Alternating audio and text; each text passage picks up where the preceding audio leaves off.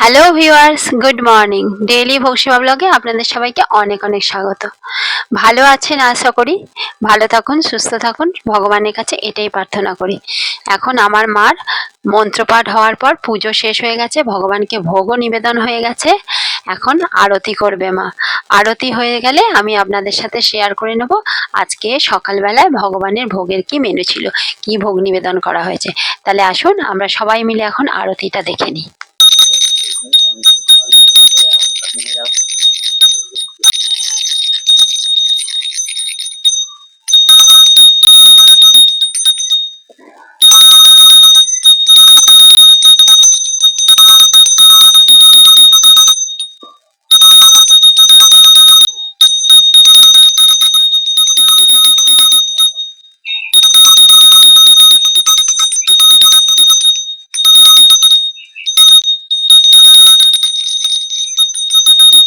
ओम शांति।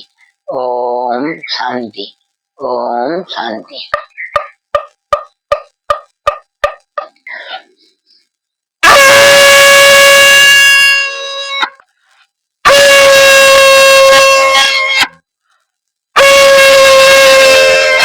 তাহলে আমরা সবাই একসাথে আরতি তো দেখে নিলাম।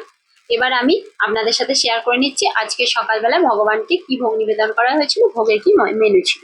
আসুন দেখুন, এখানে ভোগ সাজিয়ে ভগবানকে নিবেদন করা হয়েছে। কি ভোগ নিবেদন করা হয়েছিল আমি আপনাদের সাথে শেয়ার করছি। দেখুন, প্রথমেই আছে ভেজানো বাদাম। ভেজানো বাদাম ভগবানকে নিবেদন করা হয়েছে প্রথমেই। এরপরে আছে স্যালাড, শসা টমেটোর স্যালাড। তারপর এখানে দেওয়া হয়েছে সেদ্ধ ছোলা, সেদ্ধ মুগ কড়াই, তার সাথে শসা কুচিয়ে, টমেটো কুচিয়ে, কাঁচা লঙ্কা কুচিয়ে, ব্ল্যাক সল্ট দিয়ে ভগবানকে নিবেদন করা হয়েছে এই বাটিতে। আর এখানে আছে টমেটো, কাঁচা লঙ্কা, ব্ল্যাক সল্ট মাখিয়ে এই বাটিতে নিবেদন করা হয়েছে। এখানে শসার একটু সুন্দর করে ডিজাইন করে ভগবানকে প্লেটে নিবেদন করা হয়েছে। আর সঙ্গে এখানে আছে ভেজানো চিড়ে।